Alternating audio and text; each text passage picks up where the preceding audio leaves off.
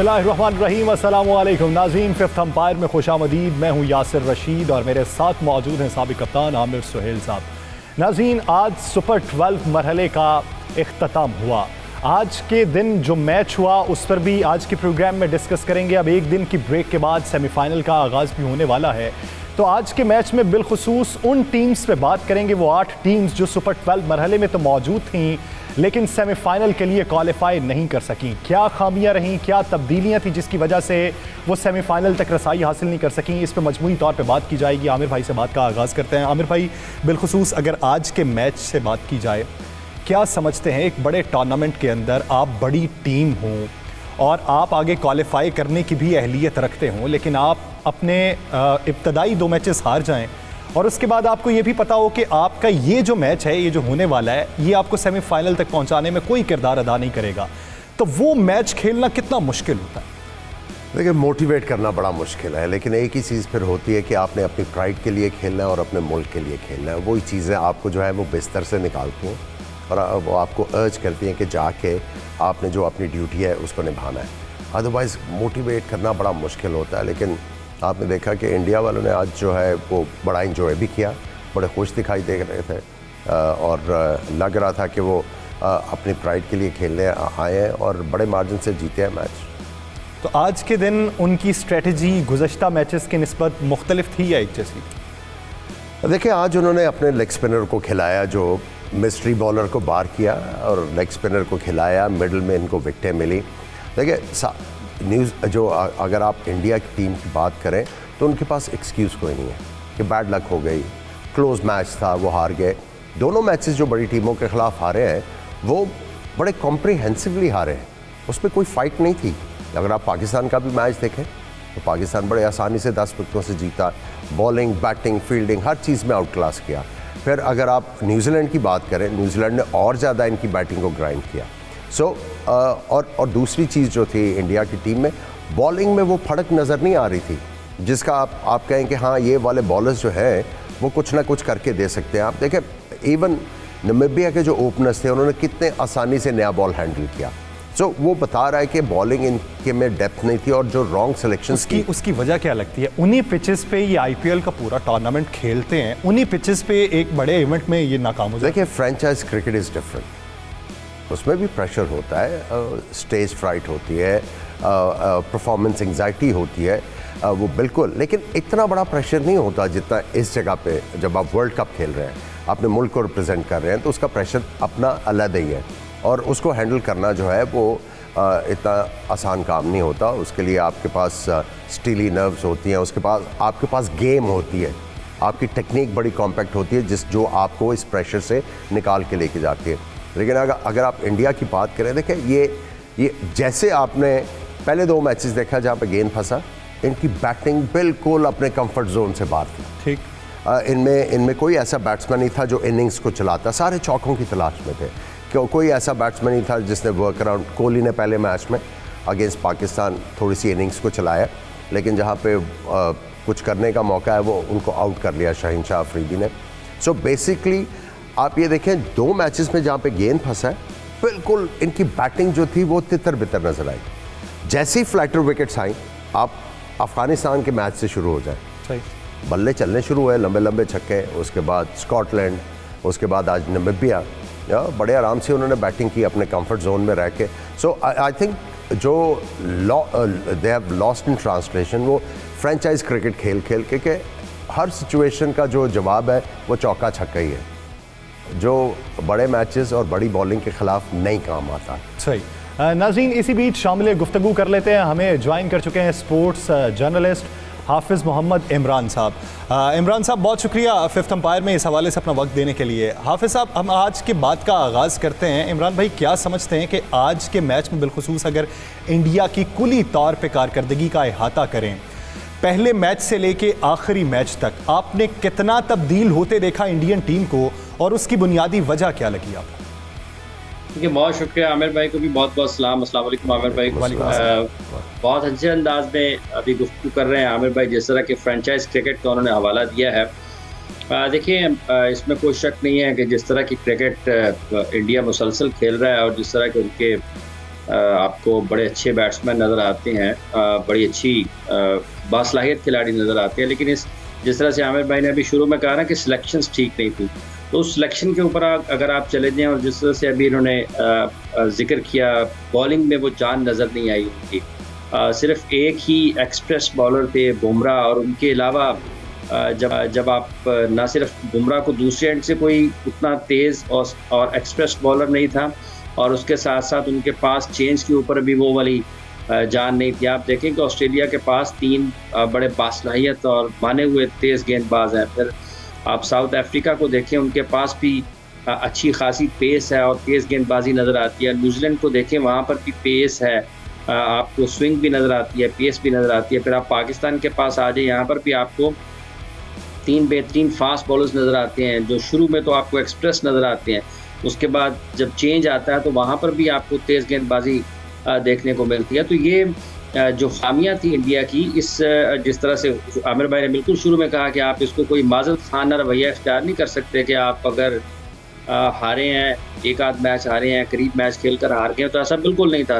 New Zealand के match और पाकिस्तान का मैच वो बिल्कुल आउट क्लास किया दोनों टीमों ने इंडिया को, और जो असल फ़र्क उनको डाला है, जो उनकी सारी चीज़ें हिलाकर रखी हैं इंडिया की, वो पाकिस्तान का जो मैच जिस तरह से वो हारे हैं ना, जिस तरह से जो नक्शा बदला, उनकी सारी क्रिकेट का जो नक्शा बदला इस T20 वर्ल्ड चैम्पियनशिप में, वो तो उन 2 बॉलरों ने जो शाहीन शाह अफरीदी ने की हैं, और उसके बाद फिर जो 2 हमारे ओपनर्स ने ओपनिंग पार्टनरशिप लगाई है, तो वो बिल्कुल तहस नहस कर दिया एक तरह से इंडिया की तमाम हिकमत अमली को, तमाम खिलाड़ियों के एतमाद को, और फिर उसका आपको असर नज़र आया अगले मैच में।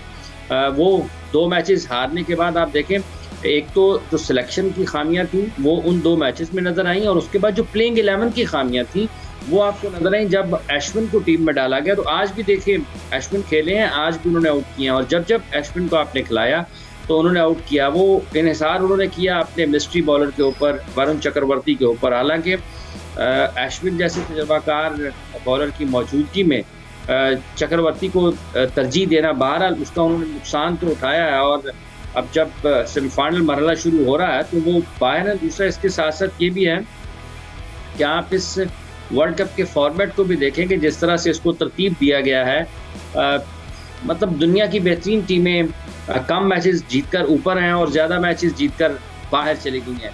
तो इसके ऊपर भी ज़रूर तवज्जो देने की ज़रूरत है, ताकि वर्ल्ड चैम्पियनशिप का एक जो हकीकी रुख है, जो उसकी हकीकी चेहरा है, जिसमें आपको तमाम बेहतरीन टीमों से खेलते हुए दिखाई दें।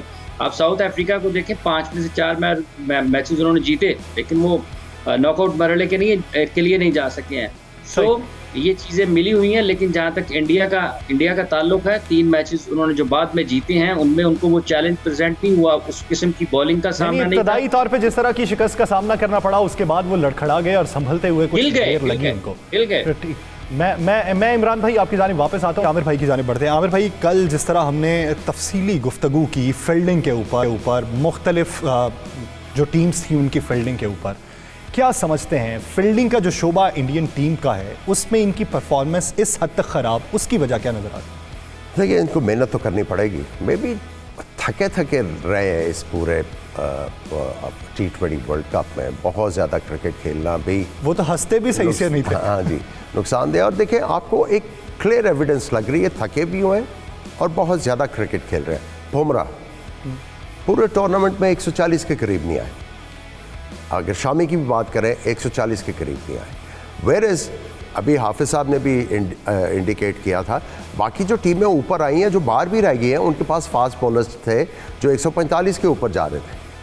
और अगर आपके पास फास्ट बॉलिंग इस तरह की नहीं है जो डरा लेगी, तो फिर आपको स्पिनर ऐसे चुनने थे जो उनके लिए सेटअप करके देते गेम, और फिर इस पेस के ऊपर आके वो गेम को कंट्रोल करते। सो स्ट्रैटेजी भी वहाँ पे नहीं थी। आई थिंक उनको आइडिया नहीं था कि उनकी टीम इन पिचेस के ऊपर परफॉर्म किस तरह करेगी। सो उनको ये नहीं पता लगा, इसलिए थोड़ा सा वो इस टूर्नामेंट में मार। इमरान साहब की बात से किस हद तक आप इत्तफाक करते हैं कि इब्तदाई तौर पे जो मैच में उन्हें शिकस्त का सामना था उसकी वजह से वो लड़खड़ाए? क्या आप ये समझते हैं कि अगर पहला मैच उनका अफगानिस्तान से होता तो सूरत हाल कुछ तब्दील होती? देखिए, अफगानिस्तान से उनको कॉन्फिडेंस तो ज़रूर आता, लेकिन बात यह है कि आप इसका मतलब आप तैयार ही नहीं थे। पाकिस्तान के ख़िलाफ़ मैच खेलने के लिए। तो बात यह है कि पाकिस्तान की टीम देखें ऑन पेपर भी तगड़ी थी, ठीक है, और मैदान में भी तगड़ी नज़र आई आपको। और हाफिज़ साहब ने एक बड़ी अच्छी चीज़ की तरफ इशारा किया कि ये जो टूर्नामेंट हुआ है, कुछ टीमें 4-4 मैच जीत के भी बाहर हो गई और इसमें आप एक आधा मैच हार के ही जो है वो टोटली टूर्नामेंट से बाहर हो गए। आई थिंक ये गमाजी करता है एक चीज़ की कि आईसीसी को टीमों का ही नहीं पता। उन्होंने फॉर ग्रांटेड लिया हुआ था कि जी बांग्लादेश जो है वो ग्रुप में अपने चैम्पियन हो जाएगी, वो इस ग्रुप में आ जाएगी, श्रीलंका अपने ग्रुप में चैम्पियन होगी और वो दूसरे ग्रुप में चली जाएगी। उन्होंने इस चीज़ को जो है वो कंसीडर ही नहीं किया कि बाकी कोई टीमें जो है अपसेट भी कर सकती है। अपसेट होते हैं, किसी दिन बड़ी टीम जो है वो नहीं अच्छा परफॉर्म करती, कोई जीत जाता है। सो उन्होंने जो ड्रॉज बनाए हैं उसकी वजह से कुछ टूर्नामेंट जो है वो फीका भी था। सही, आपको बहुत ज़्यादा ऐसे मैचेस जो है वो बर्दाश्त करने पड़े जिसका इंटरेस्ट ही नहीं था। सो आईसीसी को अब आप आगे जाके सीख रहे हैं, उनको भी अपना भी काम करना है कि भाई आप अंदाज़ा तो लगाओ ना कि आपने गिवन तो नहीं कर देना कि अपसेट हो ही नहीं सकता। सो उसकी वजह से थोड़ा सा फीका पड़ा है। और बाकी सारे कह रहे थे ग्रुप और डेथ वो है। ग्रुप और डेथ तो ये है, आप 3 टीमें तगड़ी हैं, आपस में जो जीत गया उसके बाद चांस ही किसी का नहीं है। सही। इमरान भाई, जब हम इंडिया की बात कर रहे हैं तो इंडिया के साथ साथ आज नमीबिया का जो मैच था, नमीबिया का कुली तौर पे आप जायज़ा क्या लेते हैं कि पहली बार इतने बड़े टूर्नामेंट में एक टीम आई, किस तरीके से उन्होंने परफॉर्म किया, अपनी जो एबिलिटी थी उससे बढ़ के किया या उससे ज़्यादा वो कर सकते हैं? देखिए, ये जो एसोसिएट कंट्रीज़ होती हैं, ये वो जो टेस्ट नहीं खेल पा रहे होते हैं, इनको आप ये ज़रूर कह सकते हैं कि ये पैचेस में अच्छी क्रिकेट खेल लेंगे। इंडिविजुअल ब्रिलियंस के ऊपर आपको इनकी टीम में कुछ थोड़ी बहुत जान नज़र आती है। ये तो सीख रहे होते हैं, मतलब आज के मैच में भी देखें तो सीख रहे होते हैं। पाकिस्तान ने जो कल मैच खेला, जो उससे पहले जो स्कॉटलैंड का पाकिस्तान ने मैच खेला था, या जो दीगर छोटे ममालिक हैं क्रिकेट खेलने वाले, उनमें आपको मजबूरी तौर पर आप देखते हैं ना तो आपको एक सीखने का पहलू नज़र आता है। या फिर वो जो क्वालिफाई करके आते हैं जिन टीमों के ख़िलाफ़ खेलते हुए, जब आप वो अहम मरहले में, बड़े मरहले में आते हैं, वहाँ पर उनको बहुत ज़्यादा आप हैरानकुन क्रिकेट तो देखने को मिली नहीं है। ये कंडीशंस वैसे भी ज़रा मुख्तलिफ थी बैटिंग के लिए, क्योंकि पिचेस इतने आसान नहीं थे कि आप आसानी से आज़ादाना तौर पर रन्स खेल पाएँ। जो सबसे ज़्यादा अच्छी क्रिकेट खेली है ना, ये जो आप कह लें कि निस्बतन कमज़ोर ममालिक हैं, जिनको उतनी ज़्यादा टेस्ट क्रिकेट नहीं खेलने को मिलती हैं या उतनी ज़्यादा वनडे या T20 क्रिकेट खेलने को नहीं मिलती है, उनमें सबसे बेहतर क्रिकेट अफ़गानिस्तान ने खेली है, टैक्टिकली भी और टेक्निकली भी। और आप देखें कि जो उन्होंने मुकाबला किया है, इवन उन्होंने बांग्लादेश से भी बहुत ज़्यादा बेहतर क्रिकेट खेली है। सबसे ज़्यादा मायूसकुन खेल का मुजाहरा बांग्लादेश ने किया। जो आपने नमीबिया की बात की है, ये छोटे छोटे ममालिक हैं और आप एक ही पूल में अगर 3 मुल्कों को डाल देंगे तो उसके बाद जो सबसे अहम चीज़ जिसका भी आमिर भाई ने इशारा दिया है ना, कि अगर आप आपस का एक मैच हार गए तो आपके पास वापसी का रास्ता ही कोई नहीं है। तो यही वाली सूरत हाल यहाँ पर हुई है। अब आप एक ही नमीबिया को भी डाल दें, स्कॉटलैंड को भी डाल दें, अफगानिस्तान को भी डाल दें और आपके पास टूर्नामेंट फीका हो जाए और लोग इंतज़ार करते रहते हैं बरसों। और आईसीसी ने अगर जिस तरह की ये वाली हिकमत अमली इस टूर्नामेंट में हुई है, आप देखें ना इंडिया में हो नहीं रहा। सबसे पहली जो इसको धचका लगा कि जो मेज़बान मुल्क है वहाँ पर नहीं हुआ, यूएई आना पड़ा।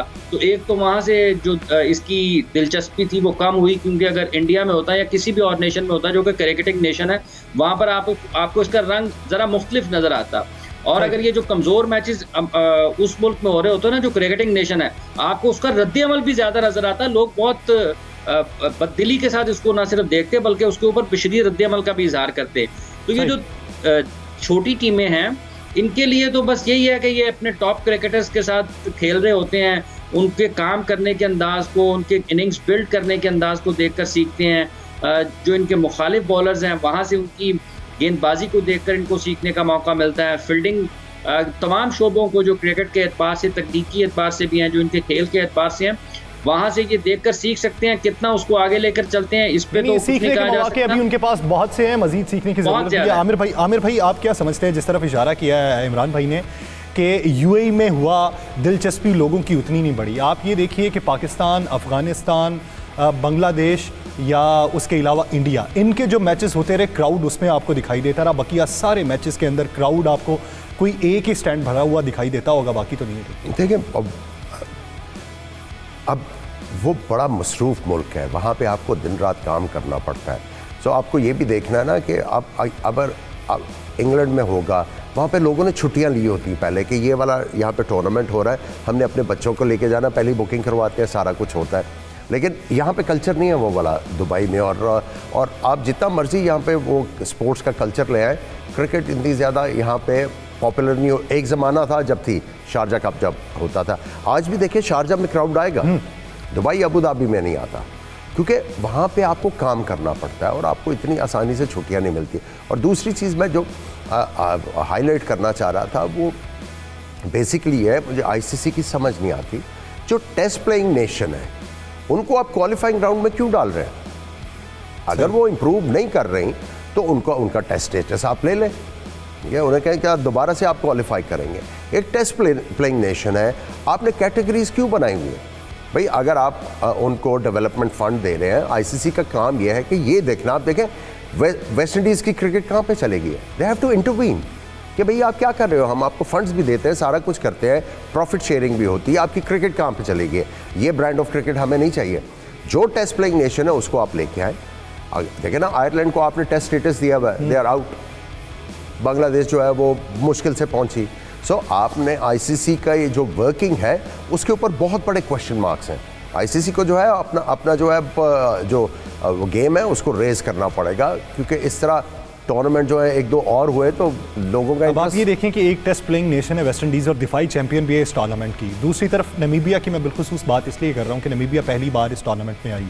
अगर इन दो टीम्स का कंपैरिजन आप करें तो आपको नमीबिया कितनी बेहतर लगी इस टूर्नामेंट में? देखिए नमीबिया ने फाइट किया, उन्होंने एटलीस्ट मैच तो जीता है।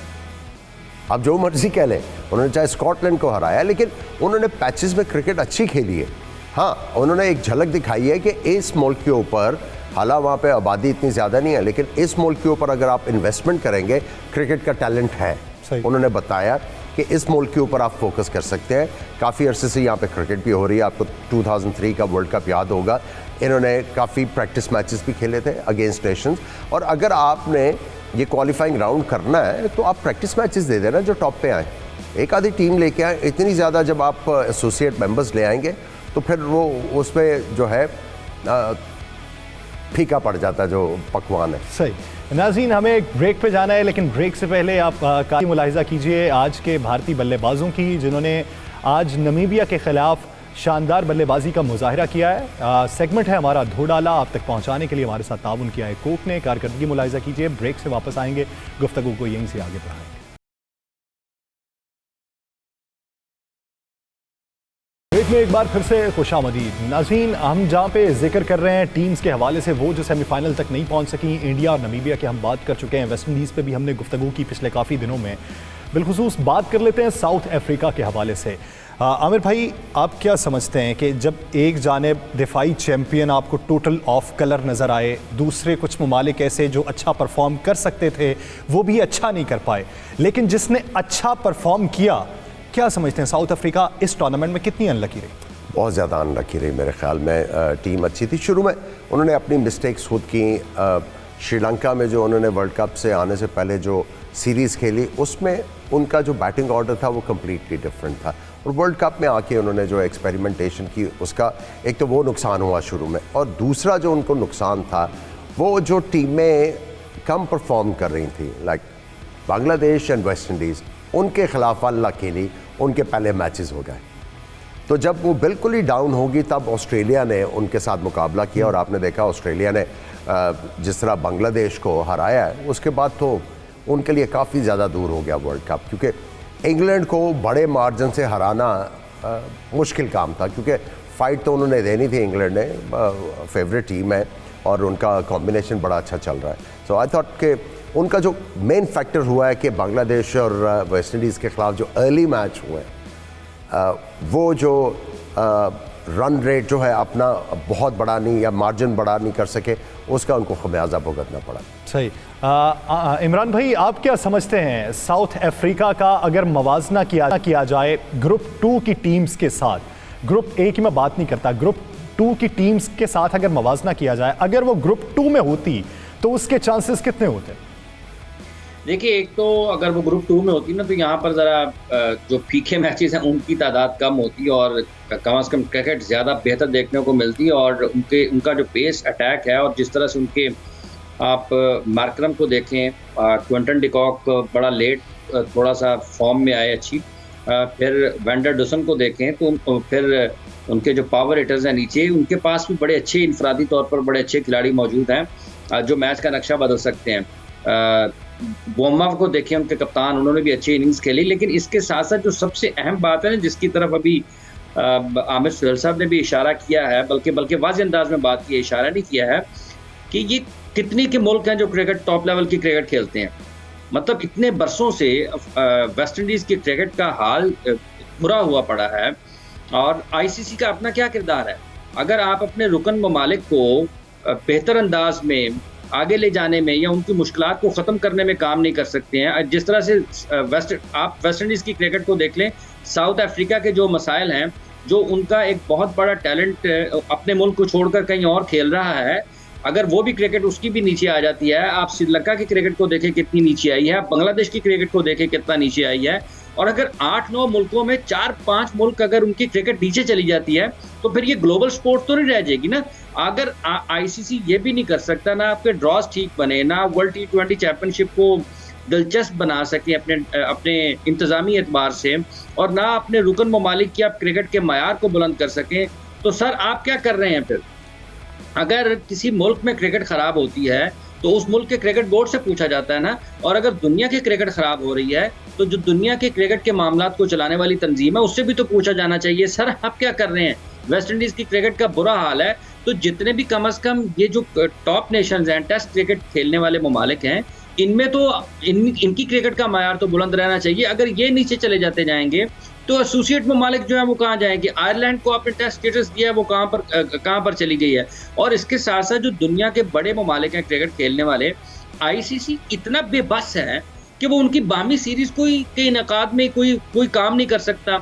ये कैसे मुमकिन है कि 8 मुल्क क्रिकेट खेल रहे हैं और वो 8 के 8 भी आपस में नहीं खेल पाते हैं? अब आईसीसी वर्ल्ड टेस्ट चैंपियनशिप हुई है, वो किस किस्म की वर्ल्ड टेस्ट चैंपियनशिप है जिसमें पाकिस्तान इंडिया का मैच ही नहीं होता और टेस्ट चैंपियनशिप मुकम्मल हो जाती है? ये तमाशा है। देखिए हाफिज साहब, इसका क्रिकेट के साथ आप लोगों की आंखों में धूल झोंक रहे हैं। पाकिस्तान इंडिया दुनिया के 2 बड़े ममालिक हैं। फिर कल को ऑस्ट्रेलिया कहेगा कि हम इंग्लैंड से नहीं खेलते, इंग्लैंड कहेगा हम ऑस्ट्रेलिया से नहीं खेलते हैं, साउथ अफ्रीका कहे जी मैंने वेस्ट इंडीज से नहीं खेलना, वेस्ट इंडीज कहे जी हम वहाँ पर साउथ अफ्रीका में आईसीसी को अपना किरदार अदा करना चाहिए। जो आसान तरीक़ेकार है वो ये है, देखिए आईसीसी जब अपने आप को कहती है कि हम ग्लोबल बॉडी है और वो कम्पीट करते हैं कि जी फुटबॉल के बाद cricket the most popular game, इसमें कोई शक नहीं है। लेकिन आप मुझे ये बताएं, जब पाकिस्तान में फुटबॉल का डिस्प्यूट था, फीफा आया बीच में, उन्होंने आके अपने लोग उन्होंने इंटरवीन किया कि नहीं भाई ये हमारी रिस्पॉन्सिबिलिटी।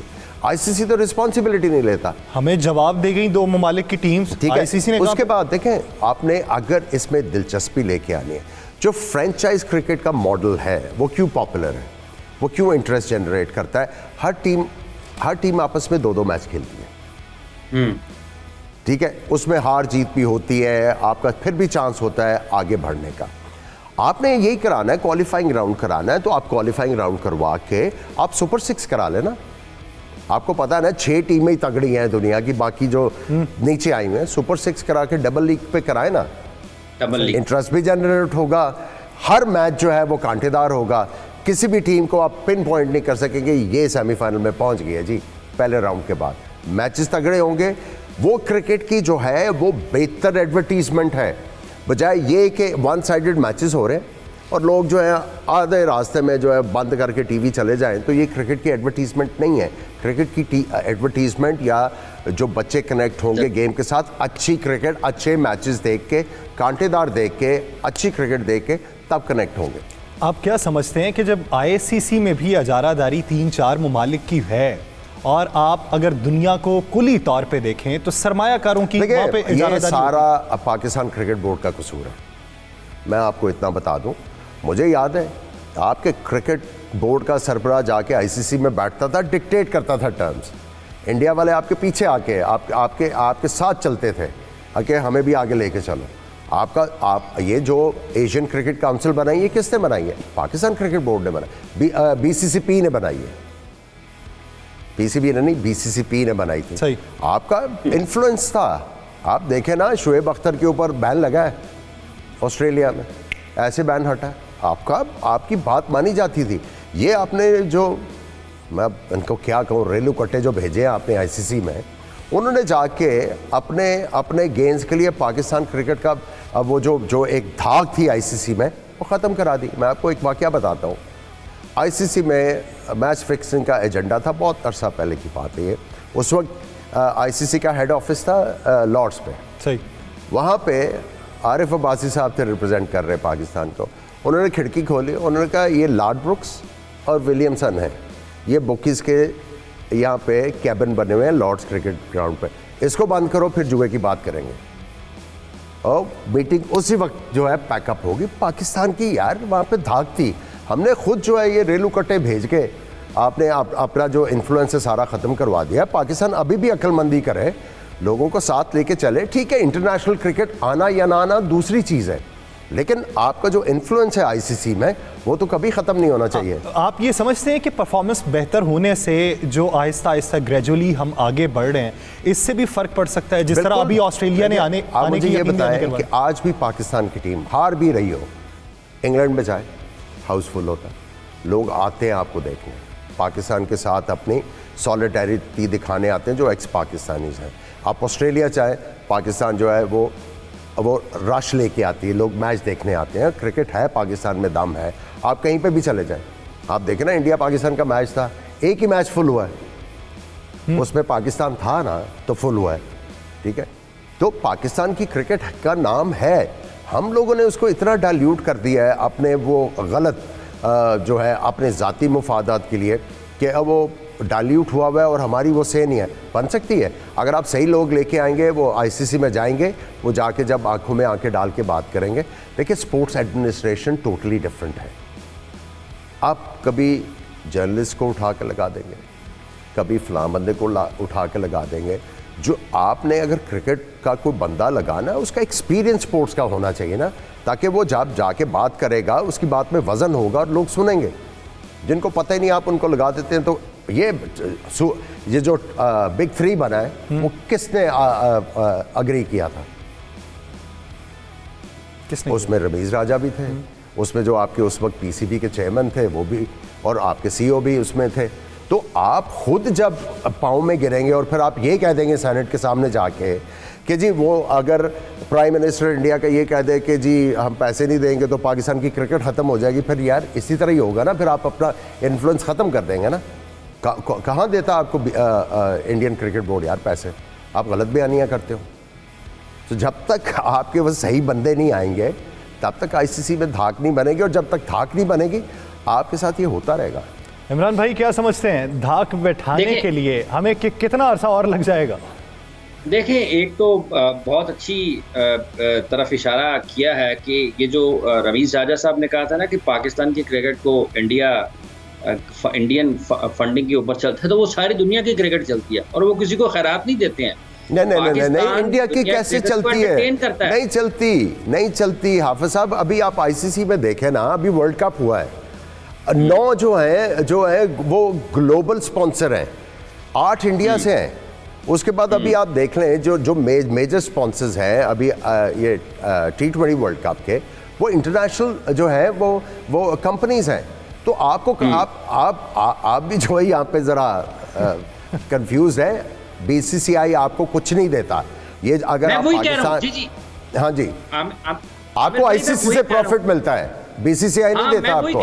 मैं वही कह रहा हूँ कि पाकिस्तान की क्रिकेट जो है वो कोई किसी मुल्क के पैसे से नहीं चलती है। वो अगर कोई बिजनेस करता है तो वो क्रिकेट के ऊपर बिजनेस करता है, और पाकिस्तान की क्रिकेट को शेयर मिलता है। और पाकिस्तान की क्रिकेट जहां भी खेली जाती है वो आईसीसी की जो टेलीविजन राइट्स की वैल्यू है उसको बढ़ाती है। तो ये कहना नामुनासिब था जो आपने जिस तरफ इशारा किया है, जो आप रमीज़ राजा साहब की तरफ, बिल्कुल आपने ठीक कहा है। ये कहना नामुनासिब है। अब जहाँ तक ताल्लुक इस बात का ना, धाक बिठाई जाती है, जिस तरह से आमिर सुहेल साहब ने इशारा किया, हम चीज़ों को मानते चले गए, पीछे चले जाते रहे, और जिसका नतीजा ये निकला ना कि आप साइड पे हो गए हैं। अब जब आप दुनिया की जितनी भी क्रिकेट पिछले चंद सालों में हुई है, चंद बरसों में हुई है, वो यहाँ पर आकर खेलने के लिए तैयार ही नहीं रहते। और बदकिस्मती से 3 साल जो पिछले गुजरे हैं ना, जो हमारी सम्मति नहीं होती। एहसान मानी साहब ने 3 साल गुजारे और उन्होंने पहले चार्ज लेते हुए कहा कि मैंने मुल्क की डोमेस्टिक क्रिकेट को तगड़ा करना है, और तबाह कर दिया। आप रमीज, और उनसे किसी ने ये नहीं पूछा ना आपने डोमेस्टिक क्रिकेट के लिए क्या किया। जाते हुए ये कह रहे हैं हम इंटरनेशनल क्रिकेट वापस ले आए, हम PSL वापस ले आए, हमने ये कर दिया। जिस काम के लिए आए थे उसके बारे में कुछ नहीं किया। अब रमीज राजा साहब आए हैं, इन्होंने भी ये कहा कि मैंने डोमेस्टिक क्रिकेट को तगड़ा करना है। अब जितनी भी चीज़ें इन्होंने डोमेस्टिक क्रिकेट को तगड़ा करने के लिए लगानी है, उसके लिए बुनियादी चीज़ ये है कि आपके खिलाड़ियों के पास खेल के मौके बढ़ते हैं या नहीं बढ़ते हैं। 22-24 के मुल्क में जहाँ सिर्फ एक ही गेम खेली जाती है क्रिकेट, उसमें आप सिर्फ 6 टीमें कर दें, 200 खिलाड़ी कर दें, तो आपके पास बचेगा क्या? और उनके पास भी पैसे इतने ना हों कि वो अपना घर अच्छे तरीके से चला सकें।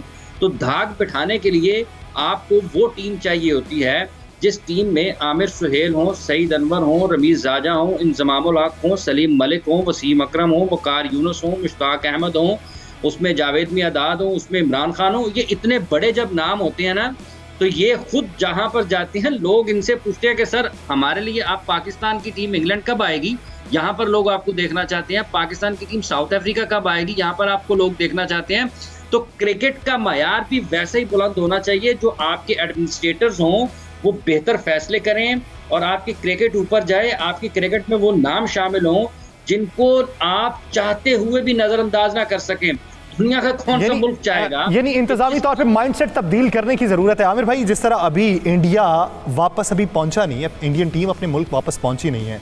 अब IPL को लेके जिस तरह की बातें हो रही हैं, बैन IPL, वो मजीद हम ये समझते थे कि 1-2 दिन के अंदर ये बात दब जाएगी, लेकिन वो बात मजीद शह पकड़ रही है। IPL लॉन्च होने से पहले इंडिया वर्ल्ड कप जीता था ना, T20 का, उसके बाद जीता 50 ओवर्स का जीते हैं ना, उसके बाद कुछ जीते हैं नहीं। टेस्ट मैच ये अभी फाइनल खेले हैं ICC टेस्ट चैंपियनशिप का, वो भी हारे हैं। सो उसने गलत इन्फ्लुएंस डाला है। आप देखिए जिस तरह के प्लेयर आ रहे हैं इंडिया के, इस तरह के प्लेयर वो उनका कल्चर ही नहीं था। आप देखते थे विश्वनाथ, आप देखते थे वो मंकड़ साहब को, सनी गवास्कर को, मोहिंदर अमरनाथ, वेंकसरकर, राहुल द्रविड़, सचिन तेंदुलकर, ये ब्रांड था उनका। अब आप देखें, apart from Kohli and Rohit Sharma, कौन सा बैट्समैन है जिसको आप कहेंगे ही कुड एक्चुअली कि इसके बारे में ये कहूँगा कि आज 100 करेगा, वो करेगा। जावेद मियादाद जैसे प्लेयर जो थे यार, वो कह के गए हैं कि यार मैं अपने 100वें टेस्ट मैच में 100 करूँगा, 100 करके आते थे यार। सो ये ब्रांड ऑफ क्रिकेट है। वो भी उन्होंने लूज़ किया और हम PSL की वजह से लूज़ कर रहे थे। वो इस वर्ल्ड कप ने आपको जगाया है कि नहीं, सही करेक्ट बैट्समैन जो है वो हर फॉर्मेट में वो काम आ सकते हैं। सही। तो नाज़रीन, हमें अपना ब्रांड ऑफ क्रिकेट को आगे बढ़ाना है, उसको मजबूत करना है। कुछ फैसले ऐसे करने हैं जो माजी करीब में हम कर चुके हैं, उनको तब्दील करने के लिए करने हैं, तभी हम आगे बढ़ सकते हैं। बहुत शुक्रिया हाफिज़ मोहम्मद इमरान साहब इस हवाले से अपना वक्त देने के लिए। नाज़रीन, एक शॉर्ट ब्रेक के बाद शायकीन क्रिकेट के सवालात शामिल करेंगे, देखेंगे कि उनके सवालात क्या हैं। कहीं नहीं जाइएगा, स्टे विद अस।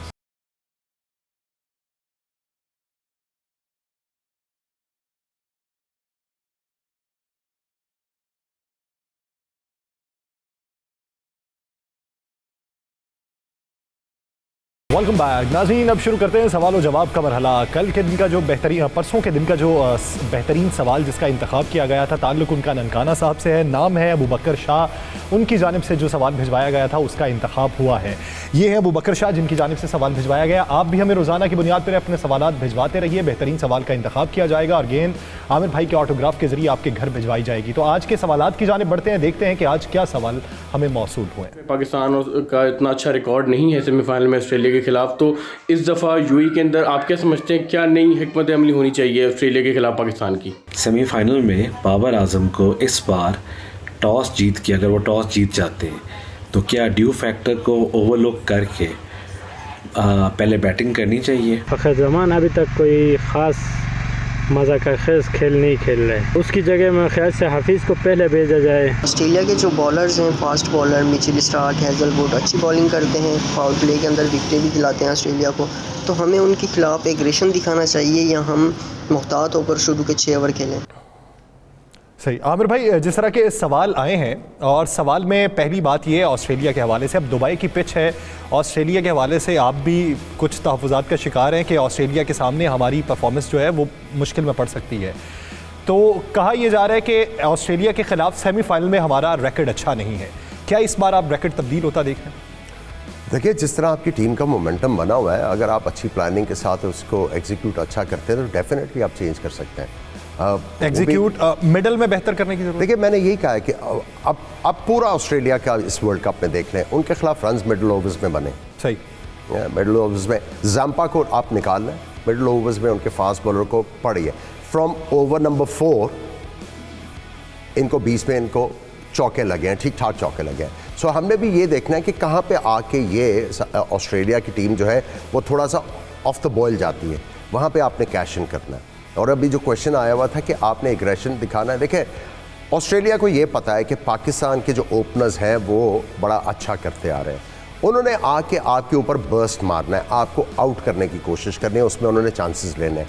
आपको सिर्फ ये करना है कि आपने पॉजिटिव रहना है, और जब वो चांसेस ले रहे होंगे आपको चौके वाला बॉल ज़रूर मिलेगा, और आप उसको कैश इन करते रहेंगे और उनको अर्ली विकेट्स नहीं देंगे तो उनको जो है वो प्रेशर होना फील होगा। और उसके बाद जो मैंने मिडल ओवर्स वाली बात की हुई है, वो तैयार होंगे कि हमने इनको आखिरी ओवर्स में किस तरह रोकना है, क्योंकि ये आखिरी ओवर में अगर पहले हम मिडल ओवर्स में आपने अटैक करना है। अगर ओपनर्स की ही हम बात करते हैं, जिस तरह की अप्रोच बाबर आजम की है, बाबर आजम तो टैकल कर लेंगे, क्या रिजवान से आप एक्सपेक्ट करते हैं? बिल्कुल। देखें आप, उनका ऑस्ट्रेलिया के खिलाफ रिकॉर्ड अच्छा है, टेस्ट मैचेस में उन्होंने 100 किया हुआ है, उनके खिलाफ उन्होंने ठीक ठाक सीरीज़ खेली है, ही एंजॉयज द बाउंस। लेकिन उस वक्त उनका टीम का फोकस रिजवान पे नहीं होगा, अब फोकस बिल्कुल फोकस होगा। देखिए, मैं वही कह रहा हूँ ना, उनको डेस्परेशन होगी सही कि हमने शुरू में आउट करना है, क्योंकि पाकिस्तान का मिडल ऑर्डर जो है वो एक्सपोज नहीं हुआ हुआ अर्लियर ऑन। सो उन्होंने कोशिश यही करनी है कि हमें जल्दी जल्दी विकेटें मिलें, उसमें नए बॉल के ऊपर वो चांसेस लेंगे, गेंद को बाहर भी निकालने की कोशिश करेंगे, मिचेल स्टार्क यॉर्क मारने की कोशिश करेंगे, बाउंसर भी करेंगे, अंदर भी लाने की गेंद कोशिश करेंगे, उसमें ऑफलाइन होता ही होता है बॉलर, और उसके ऊपर आपने तैयार रहना है। जहाँ पे बॉलर करेगा आपने रेडी होना और आपने स्कोर करना है। आप स्कोर करते रहेंगे, विकेट नहीं गिरेगी। आप देखें, आपने इतने ज़्यादा कोई रन्स नहीं किए हैं पावर प्ले में, फिर भी आप 190 तक पहुंच रहे थे ना, आपने विकेट नहीं देनी शुरू में। लेकिन अब आप ये भी तो देखें ना कि पावर प्ले में अगर हम रन नहीं करते और अपनी स्ट्रेटेजी वो आखिर में ही रखते हैं। टीम में जिन्होंने 40 भी किया ना, आपने इंग्लैंड को देखा, 47 था 10 ओवर्स में, 3 आउट थे, कितना कर गए थे? सही, ठीक है। सो आप कर सकते हैं, आपने टारगेट करना है किस बॉलर को हमने जो है आज जो है ना इसके पीछे जाना है, और किस बॉलर को थोड़ा सा हमने रिस्पेक्ट देनी है। और जिस बॉलर को आप रिस्पेक्ट देने का सोच रहे हैं, अगर वो अच्छी नहीं बॉलिंग करता तो उसको भी मार पड़ेगी। बाबर आजम अगर टॉस जीत जाते हैं तो कहते हैं कि ड्यू फैक्टर को ओवरलुक करना चाहिए, पहले बैटिंग करनी चाहिए। देखिए, ड्यू फैक्टर को आप ओवरलुक नहीं कर सकते, लेकिन एक चीज़ है कि आपके बॉलर्स ने जो बॉलिंग की है सेकेंड टाइम वो अच्छी की हुई है, इसमें कोई शक नहीं, लेकिन ऑस का इतना ज़्यादा फैक्टर नहीं था उस वक्त। सो आप रिस्क नहीं ले सकते। आपको जो है, आपने देखे आपकी बॉलिंग जो है इस वक्त बड़े रिदम में है। अगर आपकी बॉलिंग एक छोटे टोटल की स्ट्रिक करती है ऑस्ट्रेलिया को, तो आपके बैट्समैनों को कोई परेशानी नहीं होनी चाहिए, क्योंकि विकेट आगे जाके आप देखिएगा, जिस तरह की दुबई में अभी आपको लास्ट पिचेस नज़र आई हैं फ्लैट, आज इंडिया के बैट्समैन कितने वो फ्रीडम के साथ और फ्री फ्लोइंग इनिंग्स खेल रहे थे। तो सेमीफाइनल्स में पिच आपको अच्छी मिलेगी, और आपने जो है वो वही स्ट्रैटेजी के साथ जाना है। अगर तो आप ये समझते हैं कि ऑस इतनी ज़्यादा नहीं होगी तो फिर कर सकते हैं बैटिंग आप कर सकते हैं। नाज़रीन, अपने सवालात हमें तवातुर से भिजवाते रहिए, हम अपने प्रोग्राम में शामिल करते रहेंगे। आज के दिन से मुझे और आमिर भाई को दीजिए इजाज़त। अपना बहुत सा ख्याल रखिएगा। अल्लाह ने